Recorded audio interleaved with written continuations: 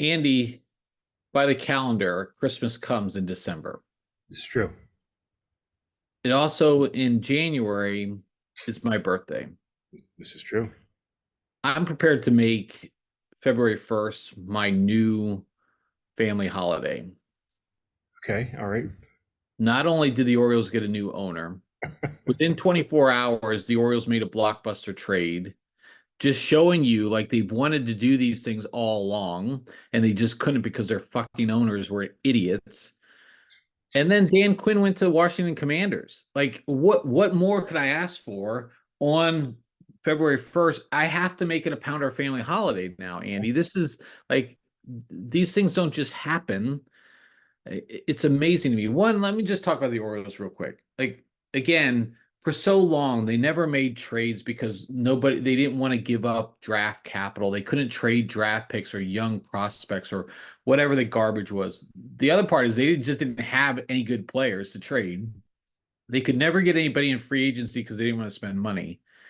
And we had Mike Elias, the GM. He came here a couple of years ago, rebuilt the farm system, re-energized the international market to bring in good foreign players, which we're good about bringing foreign baseball sports athletes in here, but we're not good about bringing any other foreigners into this country, Andy. Let's just make that clear. Yeah. Thank you. And then, so he's rebuilt all that, but he still couldn't make the blockbuster trade. And now we know why, because our fuckhead owners wouldn't allow it. And now that we've got somebody willing to spend money, within 24 hours, Andy makes the blockbuster trade for a frontline starting pitcher. We now have an elite staff. This is going to be great. I can just only imagine what's going to happen from here, and I'm super excited. And then Dan Quinn going to the Commanders. Look, I think Dan Quinn did a great job because the Cowboys defense was in shambles when he came here, but it had gotten stale the last 2 years.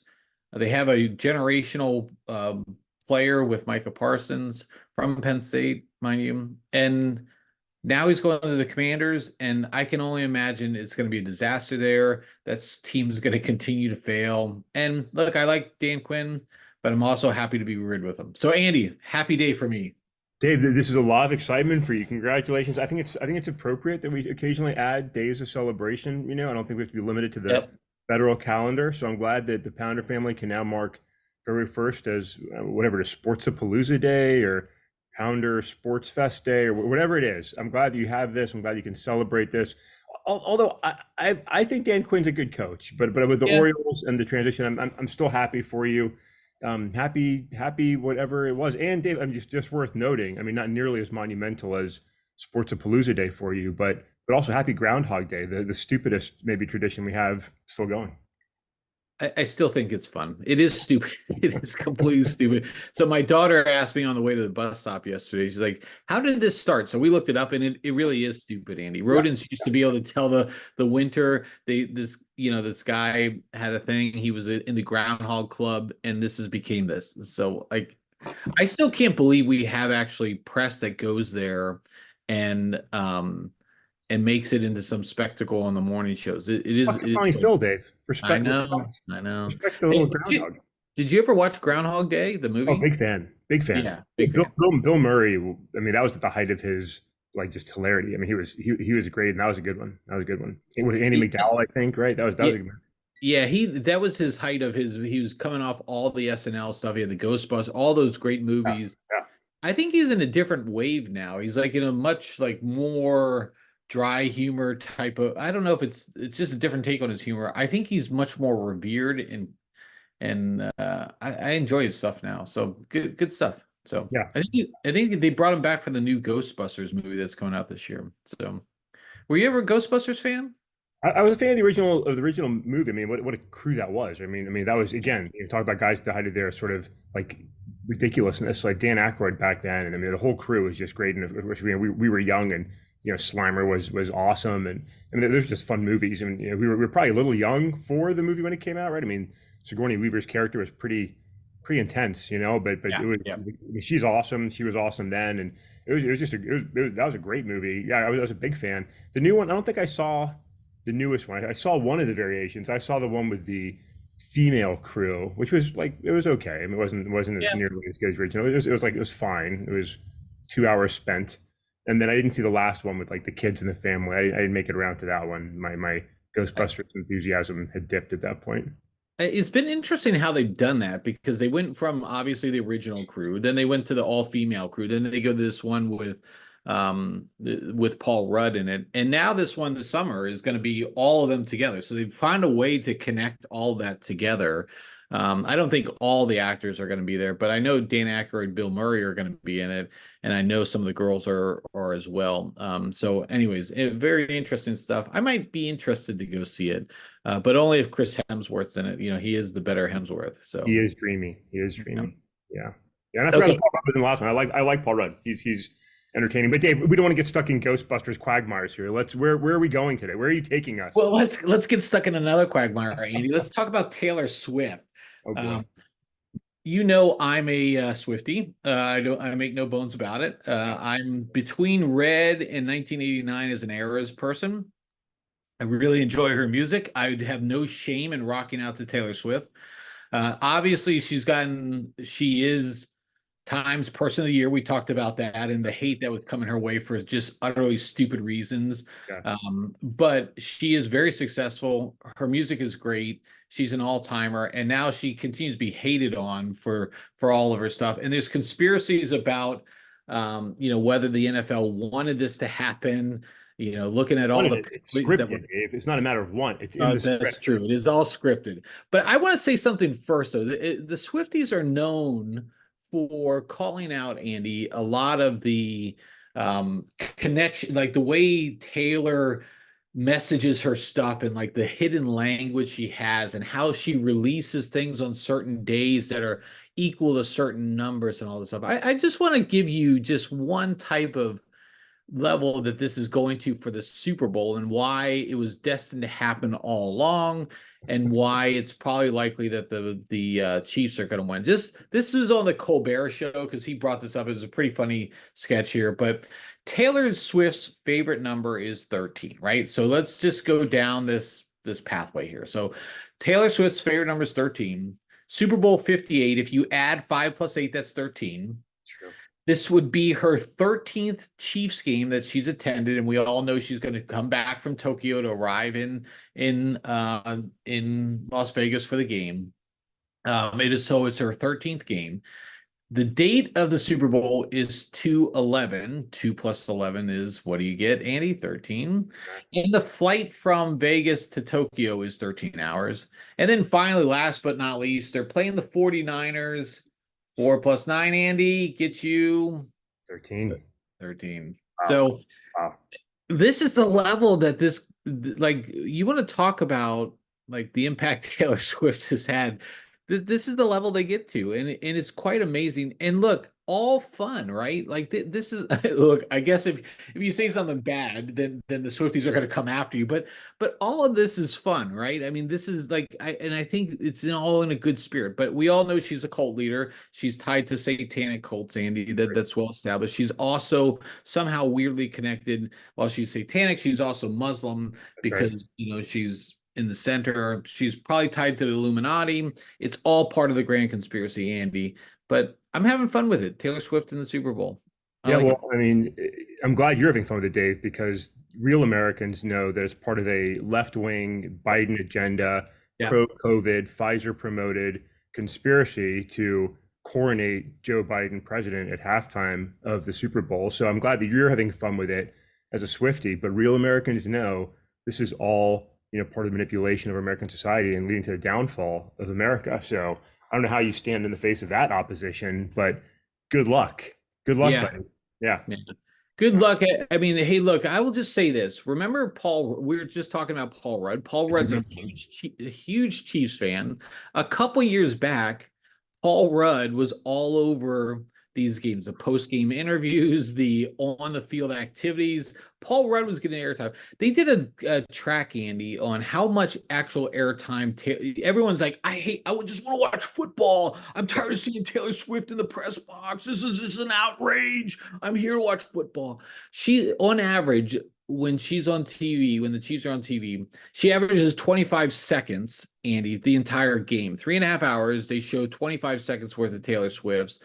And apparently that's some sort of outrage. Look, It if is. if if that was Paul Rudd, would they care? If The Rock was in the stands, would they care?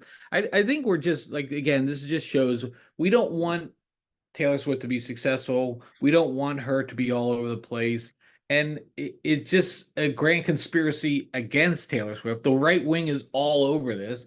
Look, I'm sure she's going to be. Oh, but also, did you know Travis Kelsey is a Pfizer connected COVID pusher? I mean, this is just ridiculous. I mean, where we're going, Andy. I'll tell you what I really want to see for not just 25 seconds, but 25 minutes is more of a shirtless Jason Kelsey at Chiefs games. That's what America really wants. That is I love that, right? That was stellar.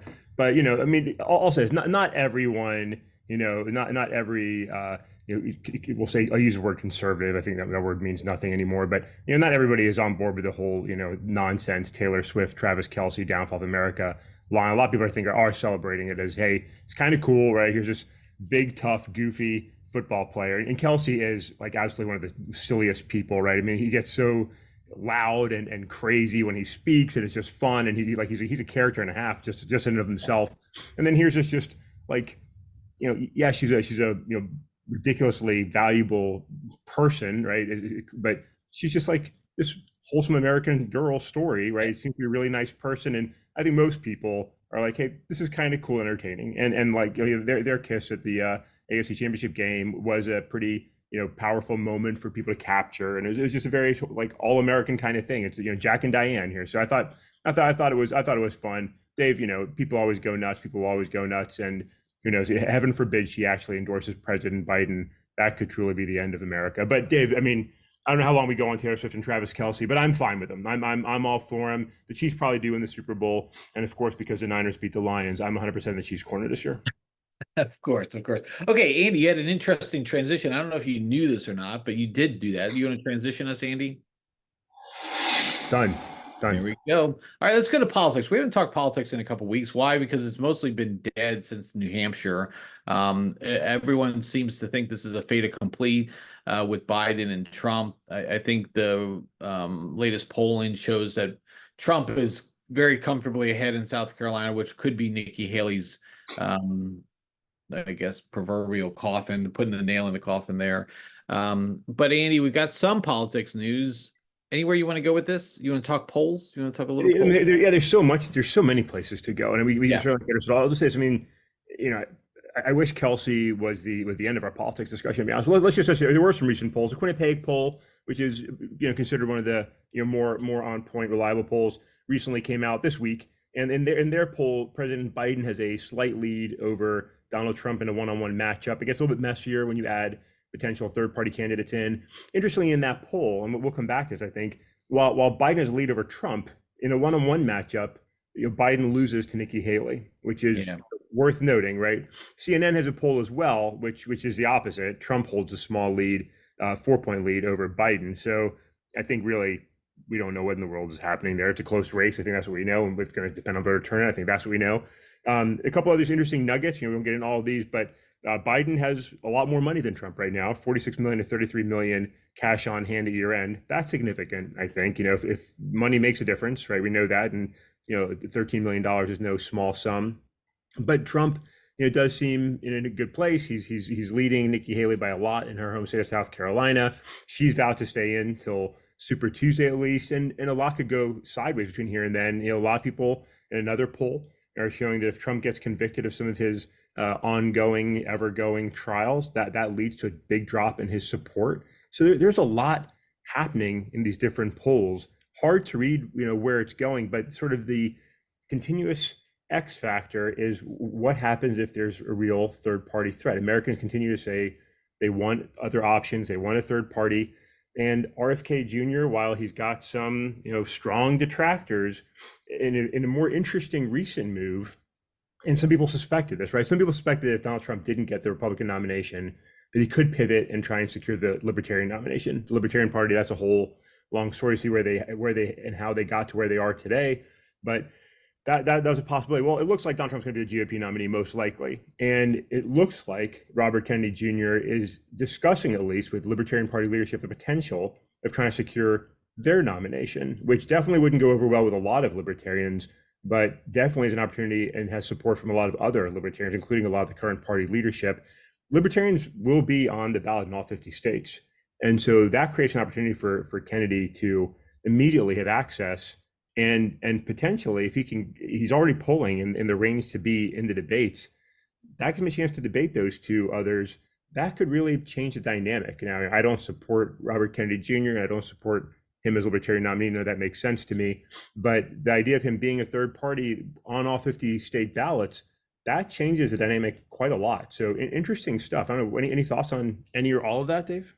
Yeah, I do think, I mean, we've talked about third party. I think the biggest issue with third parties is getting on the ballot, right? I think that's been the barrier to entry for so many of these. In a lot of respects, there's a lot of very good candidates that are connected to some of these political groups, but they just can't get on the ballot in all the states. And I think having that access to the ballot is the biggest hurdle. That if you can get there, then it gives you a chance, right? Now, I still think the Libertarian Party has a lot of challenges, but they have to start now. Like you can't. This is a dead period. This is a great time for you to come out and start talking about why you're the better third alternative. I just don't know if RFK is that guy. I think there's too much. You know, if you remember back to the Charlie Brown character as Pigpen, Yeah. there's just too much around him. There's too much cloud of dust around him. I don't know if it's good or bad or I'm indifferent to it all, but I just know that that's a lot of stuff that follows him. I think there are better candidates out there, and so I would prefer to see somebody else. But hey, look, if it comes down to it, we've seen a strong third party candidate impact elections. It happened in 92, it happened in 2000. And it can happen in a lot of different places. I mean, it happened in 2016. Hillary Clinton lost because of a third party candidate in some of these states, lost some of her voting block. I mean, and so I would love to see it. I just wish that we would have maybe some better candidates. Now, there's been talk about Joe Manchin, the Democratic senator from West Virginia, who's been at odds with the Democratic Party. Yeah. He's largely moderate. There's been talks of him getting with the No Labels group and doing that, but I don't think they've secured access to the ballot in all 50 states. They have a lot of work to do there, but somebody like that I could get behind. But I just don't know if he's going to be viable because the barrier to entry is all the being on the ballot, right? So Yeah.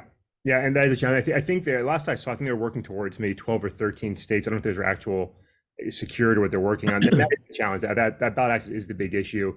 And that's, I think, the interest, Kennedy has in the Libertarian Party because they've already crossed that hurdle, right? They're right. going to be on. So interesting. Like I said, there are definitely some challenges to him as a candidate, but as Nikki Haley continues to point out, Donald Trump's deteriorating mental capacity and general lunacy, there's an argument to be made for almost anybody else as a third party. And so that's interesting. Much more interestingly, to folks of sort of my political beliefs, the libertarians have a number of folks who are actively pursuing the nomination that are not, household names, as they always do. And part of the frustration of that party has been that, people swoop in from other parties and secure the nomination while they're sort of, loyal party members that get bumped. But one very interesting one is young 38-year-old Chase Oliver, who stood as a senatorial candidate in Georgia and was disruptive in that race. His votes could have potentially tilted that race to the eventual winner. He is self-described as armed and gay and a libertarian, and he's a very entertaining character. Would America rally behind a young 38-year-old guy for the presidency? Probably not. But would it be really interesting to hear a young, articulate candidate stand on the stage with half the years of Donald Trump and Joe Biden and argue with them? That would be really interesting. And if nothing else, maybe illuminating to America that, oh man, we really do have other choices here, and they don't have to be 70, 80-year-old men. Even though Chase is a male himself, right? But he's an interesting character. So, I don't know if, what will happen in that part. Their nomination is until the end of May is when they hold their convention, which is an issue because, as you said, sort of the time to strike may be now. You might not want to wait until the end of spring. But interesting to see. So a lot of interesting things happening in the elections. A lot of interesting things for America to look forward to sorting out, and I guess having to make a decision on one way or the other. Yeah, it's gonna be an interesting time, and I'm just not looking forward to it if we have our two geriatric candidates. So there's a funny thing going on. There's a funny skit going around on social media, Andy, where these middle-aged um, husband and wife are talking to the grandfather who's clearly getting older. He's in a walker. He's in a couple other things. He can barely hear. And you start talking about it's time to make the decision, Andy. Time to make that ultimate decision where he can go do what he needs to do. And obviously it's leading you to, oh, it's time to go to a nursing home. But in fact, no, it's time to run for U.S. Senate, Andy. That's where we'll put all of our older Americans. Let's be smart here. Let's start putting in some age restrictions, because if you're going to lead this country, you need to be able to have your facilities. So, Andy, okay, let's move on from here. I think anything else on politics? Yeah, I'm exhausted of them already. Oh, good. All right, we kind of I made a funny jab about immigration and how it applies to sports, but nothing else earlier, Andy. But as you know, there's other news going on around Texas right now and the ability to secure the border. There's been a lot of discussion between the governor sending migrants up to various locations around in very liberal leaning locations, maybe to the vice president's house, maybe to New York City, a lot of different places. There's been some discussion. They put up some barriers on the border, but the Supreme Court voted a couple weeks back that they had to remove those barriers. And we talked about the immigration bill that the Republicans won't bring to the table because they're cowards. But then we also, that has all led to a showdown between Texas and the federal government. And then you have a lot of governors from other, red leaning states are flying to Texas and are showing up at the border, showing support for Texas. And Andy, not surprisingly, there's always talk of secession. Yeah. And I don't mean the HBO show. I mean secession from the United States, from the United States, which would lead to who knows what happens. It's funny because it's not funny, it's sad because there's that Civil War movie coming out Yeah. later this year, Yeah. and Texas, Florida, and California join up against the federal government. I'm sure it's around this immigration stuff. But what are your thoughts here when you hear words of Texas leaving the United States? Yeah. So, this comes up, and not just about Texas, although maybe most vocally recently, but we've heard other politicians, make similar comments, national divorce, secession, call it what you will. So, I mean, Dave, I get pretty worked up about this, to be honest, right? I am 100% for states pushing back on the federal government and trying to respect the fact that we have, two equal sovereigns. That's the messy way our country was created, right? So there's going to be a continuous battle between state and national government, and that's a good thing, right? And I'm all for states trying to assert their rights and roles and responsibilities, and the federal government trying to do the same, and us trying to figure out how to manage that. That's a good, healthy conflict for America, and is part of the American story. It's how the system was designed. So I'm all for that, and we have politicians, we have courts to sort of work through the stuff, settle the issues, and just like elections, we argue, we fight, we disagree, we reach a consensus and make a decision, win or lose, you move on, you move forward. That's how America's supposed to work. When people talk about secession, one, those political leaders that do it are, to me, assholes for manipulating the population and trying to get people riled up to support these ideas for their own selfish purposes, right? For their own base to support them and vote for them. I think it's a crappy move. But honestly, anybody who would actually consider secession is un-American, right? It's such a short-sighted, flawed approach to dealing with issues. And I mean, my response to them and to Texans to support this, similar to one of my other favorite Texans, George W. Bush, fuck secessionists. They are not supporting the idea of this country. Their short-sighted idea is hugely reckless for them, for their states, their people, not in anybody's interest, right? It just pisses me off. So I'll just stop there. I have nothing more to add than that. I mean, screw those guys, screw those gals, screw any talk of secession. That's not how we do things. If you're making that kind of argument, then to me, you're not being an American at all. Yeah, I think it's, I mean, look, I mean, I get the whole, the Texas wanted to be their own state, all this other stuff. Hey, I mean, that's fucking bullshit. Yeah, Let's just you are here. You're in this country. Follow the rules. I mean, this is pretty simple, right? I'm all for states' rights too, but this is not one of those places, Andy, where we're going to do it. And I agree with you. The politicians who advocate for this, they don't live with it, Andy, yeah, because they're somewhere else. And I got to tell you, like I know it's not apples to apples necessarily, but Britain leaving the EU, think about all the impacts that have had on the British population because of this. New tariffs, new taxes, new laws, new regulations, different ways that they have to live their lives now. You think it's going to be easy for us to there's going to be border crossings at the state line. yeah. There's going to be you're going to have to sustain your country. I don't think you realize how much the federal government provides to Texas and all the different changes in the laws and regulations that would have to occur. You think this is a fun thing just because you want to secure the border differently and you want to carry your guns and stuff? Go for it. And I can tell you, you're going to be regretting it within a month later when you're like, oh, I can't do all those things that I wanted to do. Yeah, let's think twice before we just start jumping off the thing off the deep end here. And again, back to those politicians who may be advocating for it and talking out of their asses. Look, you won't have to live with the consequences. The individual families and the individuals are going to have to live with it, and you're just fucking them. And so please get your head out of your ass and understand what this is going to do. I'm sorry, I think we just dropped a lot of f-bombs, Andy. We dropped a lot of curse words. I mean, it's fucking ridiculous. And It is. everyone who thinks that that's how it should be, you have no idea what you're talking about.